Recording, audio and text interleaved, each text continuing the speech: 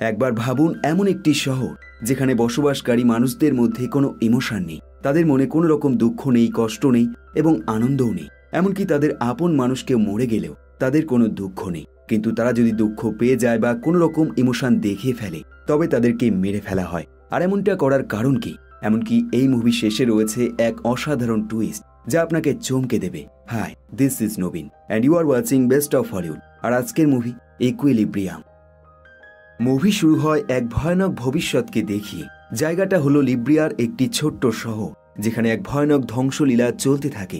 আমাদেরকে জানানো হয় এই ধ্বংসের কারণ হলো তৃতীয় বিশ্বযুদ্ধ, যেটা কিনা 21 শতকের প্রথম দিকে ঘটেছে। এমনকি বেশ কিছু মানুষ মনে করে খুব শীঘ্রই চতুর্থ বিশ্বযুদ্ধ শুরু হয়ে যাবে।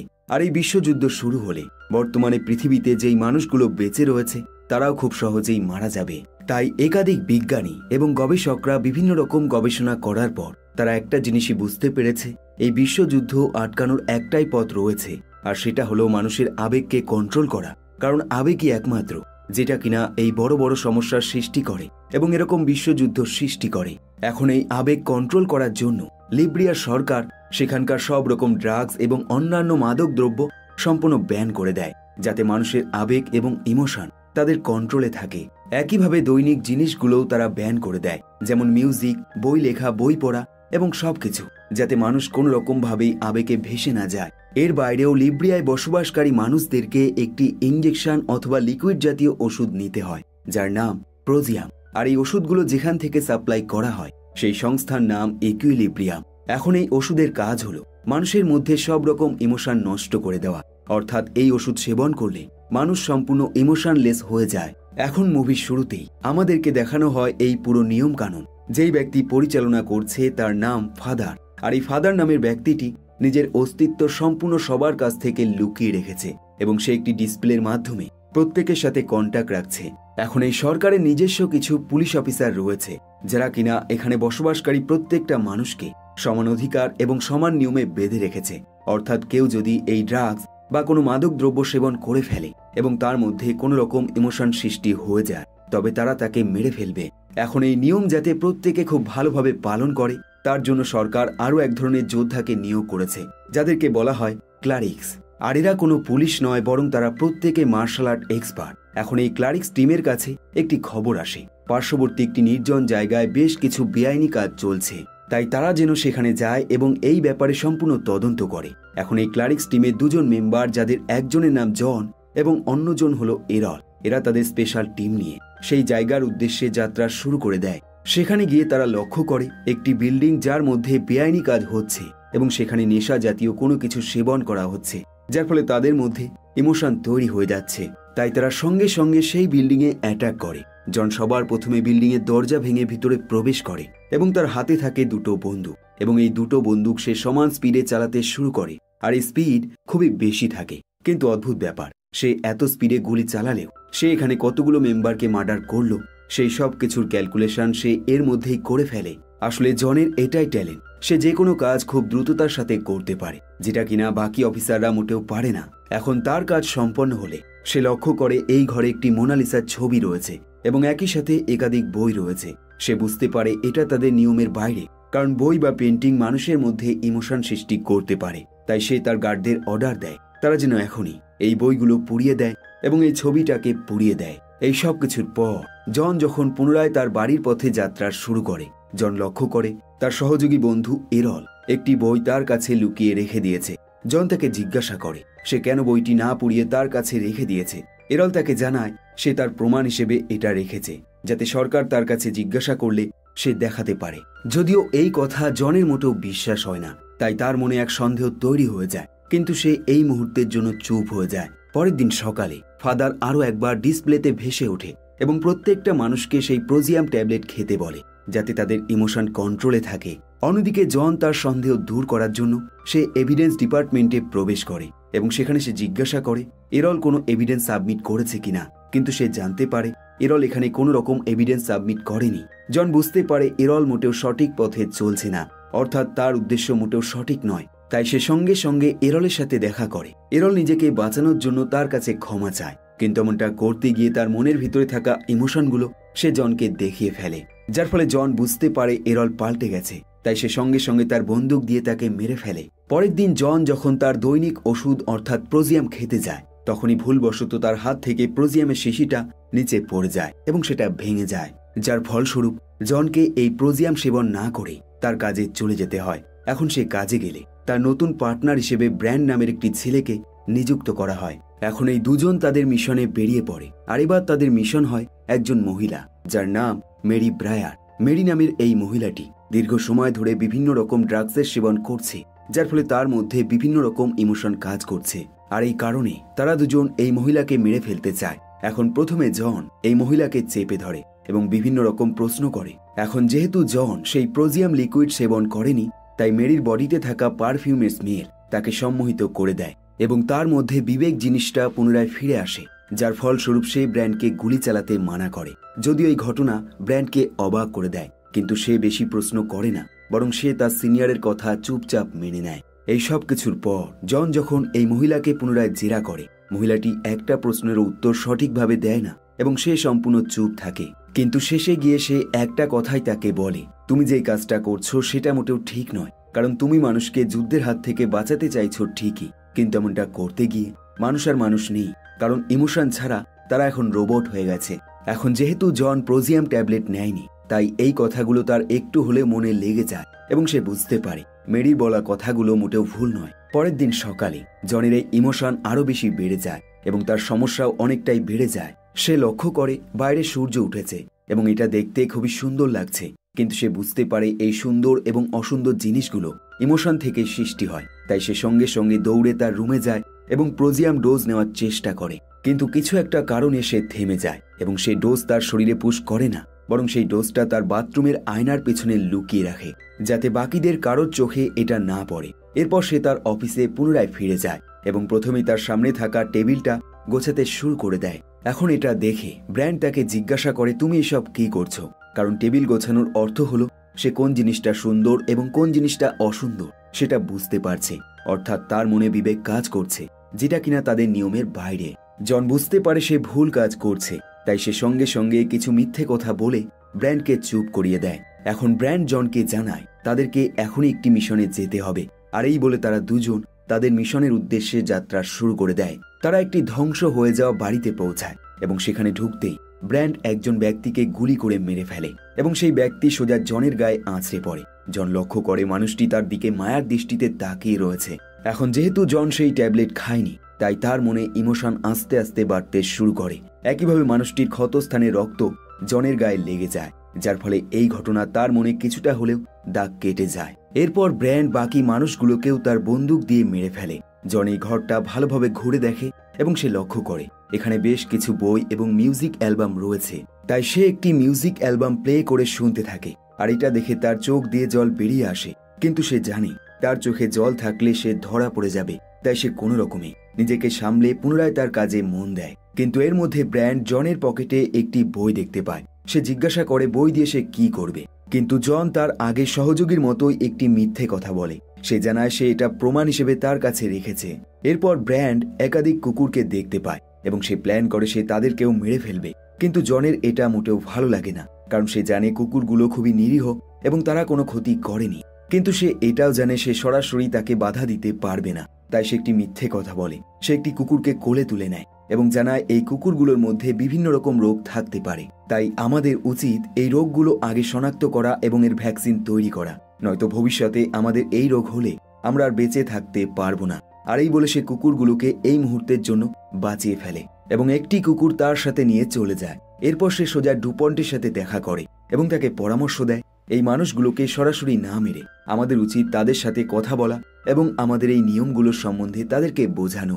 কিন্তু ডুপন্ট তাকে মুখের ওপর না করে দেয়। সে বলে আমাদের এখানকার লিডার অর্থাৎ ফাদার, তার নিয়ম আমাদেরকে মেনে চলতেই হবে। এখন যেহেতু জনের মধ্যে ইমোশন চলে এসছে, তাই এই কথা শুনে তার খুব বেশি রাগ হয়। তাই সে সোজা সেই কুকুরটিকে নিয়ে খোলা রাস্তায় চলে যায় এবং কুকুরটিকে একটি সুরক্ষিত জায়গায় স্বাধীন করে দেয়। কিন্তু জন লক্ষ্য করে ছোট্ট কুকুরের বাচ্চাটি তাকে ছেড়ে যেতে চাইছে না, বরং তার মায়াবী চোখ তার দিকে তাকিয়ে রয়েছে। আর এটা দেখে জনের বেশ মায়া হয়, তাই সে প্ল্যান করে কুকুরটিকে সে আর একা ছাড়বে না, বরং তার কাছেই রাখবে। আর এই কারণে সে কুকুরটিকে কোলে তুলে নেয় এবং তার গাড়ির পিছনে আশ্রয় দেয়। কিন্তু দুঃখের বিষয় এর মধ্যে বেশ কিছু গার্ড এখানে চলে আসে আর তারা জনকে জানায় তারা তার গাড়ি সম্পূর্ণ চেক করতে চায়। আর এই বলে গার্ডরা গাড়ির চাবি নিয়ে নেয়। জন তাদেরকে রিকোয়েস্ট করে এবং বোঝায় তার গাড়িতে কোনো রকম বেআইনি জিনিস নেই, কিন্তু গার্ডরা এতেও থামে না। তখন জন তার আসল পরিচয় দেয় এবং জানায় সে একজন হাই র্যাঙ্কের অফিসার। এখন এই কথা শুনে এই গার্ডরা গাড়ির চাবি পুনরায় জনকে ফিরিয়ে দেয়। কিন্তু দুঃখের বিষয় গার্ডরা এখান থেকে চলে যাবে ঠিক তখনই গাড়ির ভিতর থেকে কুকুরটি আওয়াজ করে, যার ফলে গার্ডরা আরো একবার সতর্ক হয়ে যায় এবং তারা সঙ্গে সঙ্গে গাড়ির পিছনে ঢাকনা খুলে ফেলে এবং দেখে এর মধ্যে একটি কুকুর রয়েছে। এখন এই সব দেখে গার্ডরা সঙ্গে সঙ্গে চারিদিক দিয়ে জনকে আবদ্ধ করে ফেলে এবং তার দিকে বন্দুক ধরে। গার্ডরা তাকে ধমকি দেয় সে যেন এখনই নিজেকে সারেন্ডার করে এবং হাঁটু গেড়ে তার সামনে বসে পড়ে, নয়তো তারা গুলি চালিয়ে দেবে। কিন্তু জন এখানে হার মানে না, বরং সে তার ট্যালেন্ট এই গার্ডগুলোকে দেখাতে শুরু করে দেয় এবং বুঝিয়ে দেয় কেন তাকে টপ লেভেলের অফিসার বলা হয়। সে সবার প্রথমে 2 হাতে 2টো বন্দুক নিয়ে নেয় এবং চারপাশে থাকা গার্ডগুলোকে ঝড়ের গতিতে গুলি করে মেরে ফেলে। আর এই গতি এত বেশি থাকে যার ফলে গার্ডরা কিছু বুঝে উঠবে তার আগেই তারা মারা যায়। এই সব কিছুর পর জন পুনরায় তার বাড়িতে ফিরে যায়, কিন্তু এবার সে আর প্রোজিয়াম ট্যাবলেট নেয় না, বরং সেগুলো সে ঘরের কোনায় লুকিয়ে ফেলে। এরপর সে তার সহযোগী ব্র্যান্ডের সাথে আরো একবার দেখা করে। ব্র্যান্ড তাকে আরো একটি মিশনের কথা বলে এবং জানায় তাদেরকে শীঘ্রই সেই মিশন কমপ্লিট করতে হবে। কিন্তু এই কথাবার্তা শুনে আমরা বুঝতে পারি ব্র্যান্ড কোনো রকম ভাবে বুঝতে পেরেছে জন তাদের নিয়ম পালন করছে না। এরপর জন সেই মিশনের উদ্দেশ্যে বেরিয়ে পড়ে এবং সে সবার প্রথমে সেই জায়গায় পৌঁছায়। এমনকি সেই মানুষগুলোকে বাঁচানোর জন্য সে তাদেরকে সতর্ক করে দেয়, কিন্তু সেই মানুষগুলো জনের কথা বিশ্বাস করে না, কারণ তাদের মনে একটা কথাই চলতে থাকে যে জন হলো এখানকার হাই র্যাঙ্কের অফিসার, তবে সে কেন তাদেরকে হেল্প করবে। কিন্তু তাদের বিশ্বাস তখন হয় যখন এখানে ব্র্যান্ড এবং তার গার্ডরা চলে আসে। জন বুঝতে পারে এই মানুষগুলো এখানেই মারা যাবে, তাই সে তার নিজের টিম মেম্বারদেরকেই মারতে শুরু করে। আর এবার তার মারার স্টাইল ঠিক আগের মতনই থাকে, অর্থাৎ ঝড়ের গতিতে প্রত্যেকটা টিম মেম্বারকে সে মেরে ফেলে। জন মনে করে এমনটা করে সে এই মানুষগুলোকে বাঁচাতে পেরেছে, কিন্তু তার ধারণা ভুল হয় যখন সে দেখে সেই মানুষগুলো এক লাইনে দাঁড়িয়ে রয়েছে এবং তাদেরকে ব্র্যান্ড এবং তার বাকি মেম্বাররা ঘিরে ফেলেছে। এখন ব্র্যান্ড সবার সামনে জনের হাতে একটি বন্দুক তুলে দেয় এবং তাকে অর্ডার দেয় সে যেন এই বন্দুক দিয়ে এই মানুষগুলোকে মেরে ফেলে। আর এমনটা করার একটাই কারণ, আর সেটা হলো ব্র্যান্ড জনের পরীক্ষা নিতে চায়। জন বুঝতে পারে এখানে আর তার কিছু করার নেই, কিন্তু সে এই মানুষগুলোকে মারতেও চায় না। আর এই কারণে তার মেম্বারদেরকে সে অর্ডার দেয় তারা যেন এই মানুষগুলোকে মেরে ফেলে। আর এই বলে এখান থেকে সে চলে যায়। কিন্তু যেতে যেতে এই মানুষগুলোর মৃত চিৎকার শুনে তার মনে এক বিশাল রাগ সৃষ্টি হয়। পরের দিন সকালে ডুপন জনকে তার অফিসে ডাকে এবং জিজ্ঞাসা করে আগের দিনের ঘটনাটা আসলে কি ঘটেছে, কিন্তু জন তাকে মিথ্যে বলে। সে জানায় সে শুধুমাত্র সেই গ্যাং মেম্বারদের মনের কথা জানতে চেয়েছিল, আর এই কারণে তাদের সাথে সে আগে দেখা করেছে। এখন এই কথা ডুপন বিশ্বাস করে নেয়। এখন এই মিটিং শেষ হলে জন সোজা তার পুরনো সহযোগী অর্থাৎ এরলের মৃতদেহের কাছে যায়, কারণ খুব শীঘ্রই তার মৃতদেহ পুড়িয়ে ফেলা হবে। জন তার কাছে ক্ষমা চায় এবং কাঁদতে শুরু করে, কারণ সে জানে সে তাকে মার্ডার করে কত বড় ভুল করেছে এবং কত বড় অন্যায় করে ফেলেছে। এখন এর মধ্যে সে এরলের মৃতদেহের কাছ থেকে একটি ছবি খুঁজে পায় যেগুলো কিনা এরলের ফ্যামিলির ফটো থাকে, কিন্তু এর মধ্যে সে এমন একটি ফটো খুঁজে পায় যেখানে সে দেখে ম্যারি এরলের সাথে রয়েছে। তার বেশ সন্দেহ হয়, তাই সে সঙ্গে সঙ্গে ম্যারির সাথে দেখা করে এবং তাকে জিজ্ঞাসা করে তার সাথে এরলের আসলে কি সম্পর্ক, কিন্তু ম্যারি এর কোনো উত্তর দেয় না। তখন জন বাধ্য হয়ে ম্যারিকে জানায় সেই এরলকে মার্ডার করেছে। এখন এই কথা শুনে ম্যারি খুব বেশি রেগে যায় এবং সঙ্গে সঙ্গে জনের ওপর অ্যাটাক করে, কিন্তু জনকে মারাটা অতটাও সহজ নয়, যার ফলে জন উল্টো তাকে মাটিতে চেপে ধরে। ম্যারি বুঝতে পারে তার কাছে আর কোনো রাস্তা নেই, তাই সে জনকে জানায় এরল তার প্রেমিক ছিল এবং তারা দুজন একে অপরকে ভালোবাসত। এখন এই সবকিছু শুনে জন পুনরায় তার অফিসে ফিরে যায়, কিন্তু সে ম্যারিকে অত সহজে ছাড়ে না। সে তাকে ফলো করতে শুরু করে দেয়, কারণ তার মনে হয় সে এখনো অনেক কিছুই তার ব্যাপারে জানে না। আর এমনই ফলো করতে করতে সে জানতে পারে এরল জার্গেন নামের এক ব্যক্তির সাথে দেখা করত, তাই সে সঙ্গে সঙ্গে জার্গেনের সাথে দেখা করে এবং তার সাথে কথা বলে সে জানতে পারে জার্গেন এবং তার লোকেরা ফাদারকে মেরে ফেলতে চায় এবং তার নিয়ম কানুন এবং একই সাথে এই ইকুইলিব্রিয়াম সংস্থাকে ধ্বংস করতে চায়। আর এই বলে জার্গেন জনকে তাদের সেই আন্ডারগ্রাউন্ড সিটিতে নিয়ে যায়, যেখানে মানুষ তাদের ইমোশন নিয়ে এবং স্বাধীনভাবে বসবাস করে। জন এখানে এসে বুঝতে পারে মানুষ এখানে কতটা শান্তিতে রয়েছে এবং আসল স্বাধীনতা কাকে বলে সেই সব কিছু দেখে বুঝতে পারে, কারণ এখানকার একটা মানুষও প্রোজিয়াম ট্যাবলেট সেবন করে না, যার ফলে তাদের প্রত্যেকের মধ্যে রাগ, দুঃখ, কষ্ট, আনন্দ এমনকি সব রকম অনুভূতি রয়েছে। আর এইসব দেখে জনের বেশ ভালো লেগে যায়। কিন্তু এইসবের মধ্যে জার্গেনের মনে হয় জন এখনো সেই ইকুইলিব্রিয়াম সংস্থার হয়ে কাজ করছে। তাই সে তার সন্দেহ দূর করার জন্য জনের পলিগ্রাফ টেস্ট করে। আর এই টেস্ট যখন সম্পূর্ণ হয়, জার্গেন বুঝতে পারে জন প্রোজিয়াম ট্যাবলেট খাওয়া বন্ধ করে দিয়েছে, যার ফলে তার মধ্যে ইমোশন কাজ করছে। তাই সে তাকে বিশ্বাস করে নেয়। এখন জন জার্গেনকে বোঝায় তারা যেই প্ল্যানটা করেছে, অর্থাৎ ফাদারকে মার্ডার করার প্ল্যান, এটা মোটেও সহজ কাজ নয়। কারণ ফাদার খুব হাই সিকিউরিটির মধ্যে থাকে এবং সে বেশ কয়েক বছর ধরে কোনো মানুষের সাথেই ফেস টু ফেস দেখা করেনি। তাই তাকে মার্ডার করা প্রায় অসম্ভব। এখন এই কথা শুনে জার্গেন তাকে বলে, এই কাজ আমাদের জন্য অসম্ভব হলেও তোমার জন্য মোটেও অসম্ভব নয়, কারণ আমি জানি তুমি এই কাজ খুব ভালোভাবেই করতে পারবে। কিন্তু জন এটা বুঝতে পারে না শুধুমাত্র ফাদারকে মেরে তারা কি করতে চায়। তখন জার্গেন তাকে বোঝায় সে যদি ফাদারকে মেরে ফেলে তবে আমরা সঙ্গে সঙ্গে সেই ফ্যাক্টরিতে হামলা করব যেই ফ্যাক্টরিতে প্রোজিয়াম ট্যাবলেট তৈরি হয়। আর এমনটা করে আমরা পুরো ফ্যাক্টরি ধ্বংস করে দেব, যাতে ভবিষ্যতে কোনো মানুষই এই ট্যাবলেট খেতে না পারে। এখন এই কথা শুনে জন বুঝতে পারে এমনটা হলে মানুষ কতটা সুখে শান্তিতে জীবন কাটাতে পারবে। তাই সেই প্ল্যানে রাজি হয়ে যায়। কিন্তু সে যখন হেডকোয়ার্টারে পৌঁছায়, সে জানতে পারে ইতিমধ্যে ফাদারের লোকেরা মেরিকে আবদ্ধ করে ফেলেছে এবং তারা তাকে মেরে ফেলতে চায়। এখন এই সব কিছু জানতে পেরে জন খুব বেশি রেগে যায়। তাই সে আরো তথ্য জানার জন্য তার ল্যাপটপটা চেক করে। কিন্তু এমনটা করতে গিয়ে সে জানতে পারে তার স্ত্রীকেও একটা সময় এমনভাবেই মার্ডার করা হয়েছিল। কিন্তু সে তখন প্রোজিয়াম ট্যাবলেট প্রতিনিয়ত সেবন করত, যার ফলে সে কোনো রকম প্রতিবাদ দেখায়নি এবং তার মধ্যে কোনো রকম দুঃখ ছিল না। স্বাভাবিকভাবেই এই সব কিছু জানতে পেরে জন আর চুপ থাকতে পারে না। সে ডিসাইড করে ফেলে সে তার স্ত্রীকে বাঁচাতে পারেনি ঠিকই, কিন্তু এখন সে ম্যারিকে যে করে হোক বাঁচাবে। তাই সে সেই জায়গায় চলে যায় যেখানে ম্যারিকে গার্ডরা আবদ্ধ করে রেখে দিয়েছে। কিন্তু সে গেট অবধি পৌঁছাতে পারে, ভিতরে ঢুকতে পারে না, কারণ গার্ডরা তাকে বাধা দেয় এবং জানায় ভিতরে ম্যারির মৃত্যুদণ্ড দেওয়া শুরু হয়ে গেছে। আর এই মৃত্যুদণ্ড খুবই ভয়ানক, কারণ এটা একটা মেশিন যেখানে ম্যারিকে আস্তে আস্তে মৃত্যুদণ্ড দেওয়া হবে। এখন যেহেতু জনের মধ্যে সেই ইমোশন জিনিসটা রয়েছে, তাই সে এই দৃশ্য দেখে আর চুপ থাকতে পারে না। সে জোরে জোরে কাঁদতে শুরু করে এবং এই কান্না গার্ডদের কাছ থেকে লুকোনোর জন্য সে হেডকোয়ার্টারের বাইরে চলে আসে। কিন্তু দুর্ভাগ্যবশত এই দৃশ্য ব্র্যান্ড দেখে ফেলে এবং সে বুঝতে পারে জন সেই প্রোজিয়াম ট্যাবলেট সেবন করেনি। তাই সে সঙ্গে সঙ্গে তাকে আবদ্ধ করে ফেলে এবং সোজা তাকে ডুপন্টের অফিসে নিয়ে যায়। এখন ব্র্যান্ড ডুপন্টকে জানায় জন হলো সেই গদ্দার যে কিনা তার বিরুদ্ধে কাজ করেছে এবং তাদের একাধিক গার্ডকে সে মার্ডার করেছে। যদিও এই কথা সত্যি, কিন্তু জন এখানে মিথ্যে বলে। সে বলে এই কাজ সে করেনি, বরং এই কাজ ব্র্যান্ড করেছে। এখন এই দুজনের মধ্যে কথা কাটাকাটি দেখে ডুপন্ট সেই অস্ত্রটা চেক করে যার সাহায্যে তার একাধিক গার্ডকে মার্ডার করা হয়েছে।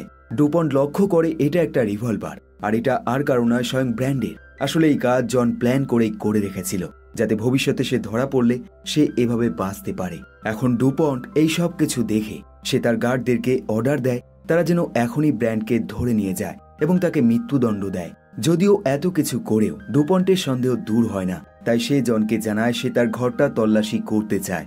জনও এতে বাধা দেয় না, কিন্তু তার একটা শর্ত থাকে। সে জানায় সে শুধুমাত্র একবার হলেও ফাদারের সাথে দেখা করতে চায়। কিন্তু ডুপন্ট জানায় ফাদার কারো সাথেই দেখা করে না। এই সব কিছুর পর জন দ্রুততার সাথে তার বাড়িতে ফিরে যায়, কারণ সে চায় না তার সেই লুকিয়ে রাখা ট্যাবলেটগুলো পুলিশের হাতে ধরা পড়ে যায়। কিন্তু সে যখন তার বাথরুমে পৌঁছায় সে অবাক হয়ে যায়। সে লক্ষ্য করে তার লুকিয়ে রাখা প্রোজিয়াম ট্যাবলেট এখানে আর নেই। সে সঙ্গে সঙ্গে রহস্যজনকভাবে পিছনে ঘোরে এবং সে লক্ষ্য করে তার ছেলে দাঁড়িয়ে রয়েছে, যার নাম ববি। ববি সঙ্গে সঙ্গে তার হাতটা জনের সামনে ধরে এবং সেই প্রোজিয়াম ট্যাবলেটগুলো তাকে দেখায়। একইভাবে তাকে জানায় সে যেন এরপর থেকে এগুলো সুরক্ষিত জায়গায় লুকিয়ে রাখে। এরপর ববি জনকে জানায় তার মায়ের মৃত্যুর পর সে এবং তার বোন এই প্রোজিয়াম ট্যাবলেট সেবন করছে না। এখন এই কথা শুনে জন বেশ অবাক হয়ে যায়, কারণ সে বুঝতে পারে সেই একমাত্র বোকা ছিল যে কিনা এতদিন এই প্রোজিয়াম ট্যাবলেট সেবন করে গেছে, যেটা কিনা মানুষকে রোবট বানিয়ে দেয়।